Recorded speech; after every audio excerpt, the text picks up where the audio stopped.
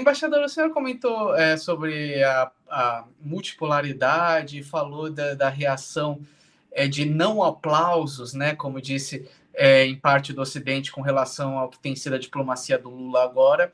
Eu queria te perguntar, o Lula tem alguma chance nesse cenário atual conturbado, que o senhor disse mesmo, de alcançar alguma forma de protagonismo?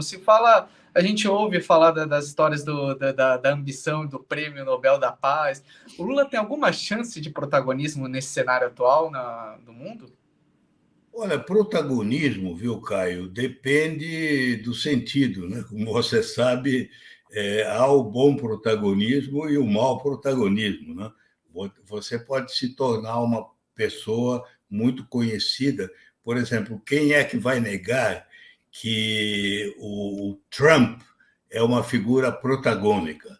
Só que ela não é admirada, né? Ela é, em geral, criticada, né? Então, depende do tipo de protagonismo que você busque, né? Eu acho que o bom protagonismo é aquele que brota da defesa das causas justas, não porque elas são ocidentais ou anti-ocidentais, mas porque elas em si mesmas são justas. Eu vou lhe dar dois exemplos, ambos aplicáveis ao Lula. Um deles é o caso da Ucrânia.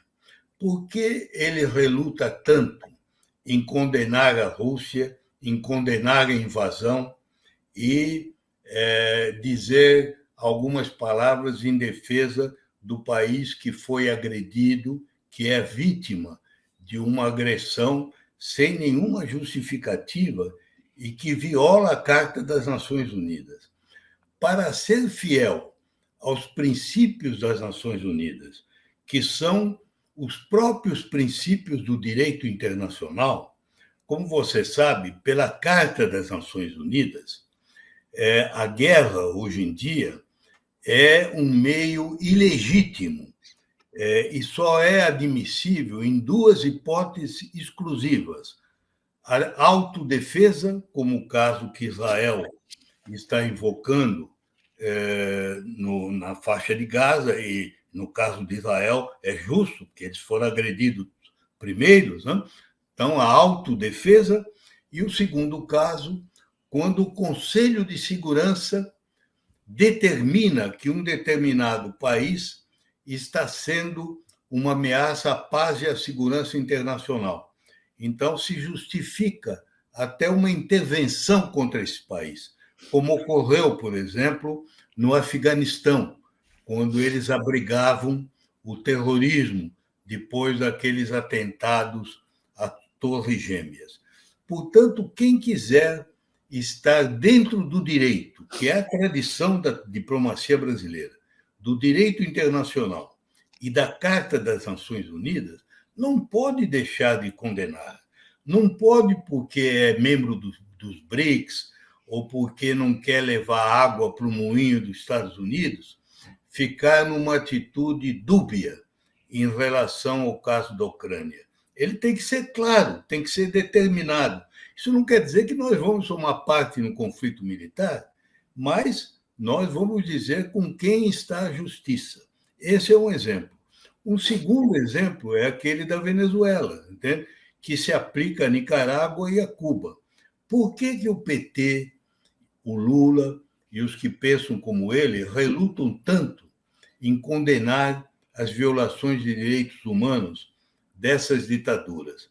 Hoje em dia, até eles têm até uma certa vergonha de defender a Nicarágua, porque é uma tirania tão extraordinária que acho que nem eles mais têm coragem de fazer isso. Mas eles faziam isso em relação à Nicarágua, Cuba, à Venezuela. Eles fazem, na verdade, porque lá atrás, na criação do PT, havia aquela ideia, um partido que nasceu vagamente marxista, né? Não é um partido comunista, nunca foi, mas que tinha uma inspiração esquerdista e que olhava o mundo como uma luta contra o imperialismo.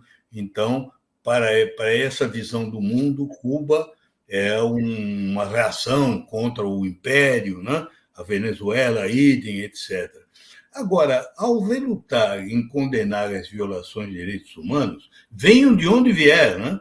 venham de Israel, venham da Arábia Saudita, venham dos Estados Unidos, de onde vier, ao relutar em condenar essas violações, ele, na verdade, está se calando diante de uma questão fundamental. Como você sabe, a própria Constituição brasileira, ela tem uma característica interessante. Como ela foi feita relativamente há pouco tempo, ela é uma Constituição que diz explicitamente quais são os princípios da política externa brasileira. Se não me engano, é o artigo 4º, 3º, eu não me lembro exato. Enumera todos os princípios.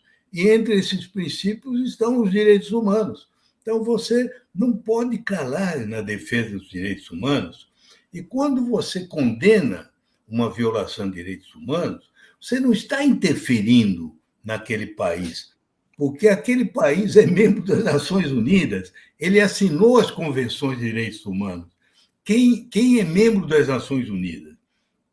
Quem assina as convenções dos direitos políticos, dos direitos econômicos e sociais, dos direitos culturais e todas as outras convenções, ele se abre ao escrutínio do mundo inteiro, porque essas convenções dizem claramente que é um dever da comunidade internacional examinar o que cada um faz para pôr em prática ou não os direitos humanos. Não é uma interferência, entende? É simplesmente o cumprimento dos tratados que esses países assinaram voluntariamente. Ninguém obrigou a Nicarágua ou Cuba a assinar esses tratados, entende? Agora, quando não se condena, a consequência é sempre negativa. Vocês veem esse exemplo do Essequibo, né, que vocês citaram no início. Né? Isso mostra o quê? Mostra que os ditadores, os que violam a democracia e os que violam os direitos humanos, eles têm que ser condenados não apenas por causa dos princípios, né? Porque nós somos bons moços, porque nós acreditamos nas aspirações. É que esses homens são perigosos, são eles que invadem, que ameaçam invadir. Você vê quem é que invadiu a Ucrânia, quem é que anexou a Crimeia, né? Quem invadiu lá atrás, já há muito tempo, a Geórgia, foi Putin, porque Putin é um ditador, não é um democrata. Né? Quem é que está ameaçando invadir a Guiana?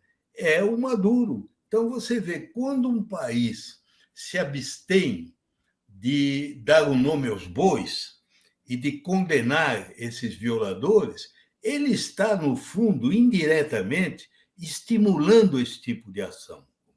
Porque, cedo ou tarde, quem viola os direitos humanos da sua população não hesita em fazer o mesmo em relação aos estrangeiros, né? Que é o crime da agressão. Né? Então, por isso é que eu digo a vocês, não é porque isso é uma causa do Ocidente ou dos Estados Unidos, é porque é uma causa humanitária, é uma causa do humanismo, é uma causa do direito.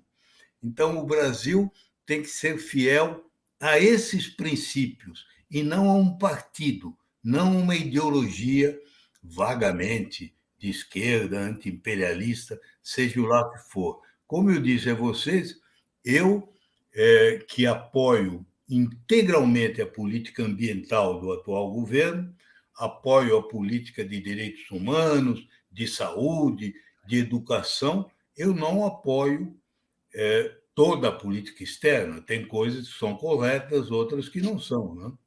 Então, esse é o meu pensamento que eu queria. Foi bom você me perguntar. Eu acho que atrás o que está é o PT, a ideologia do PT, mas o Celso pensa da mesma forma. Né? É mais ou menos um daqueles que pensa, se não fosse ele, seria o Marco Aurélio Garcia, né? Que já não está mais aqui, mas que pensava também nessa mesma linha. Né?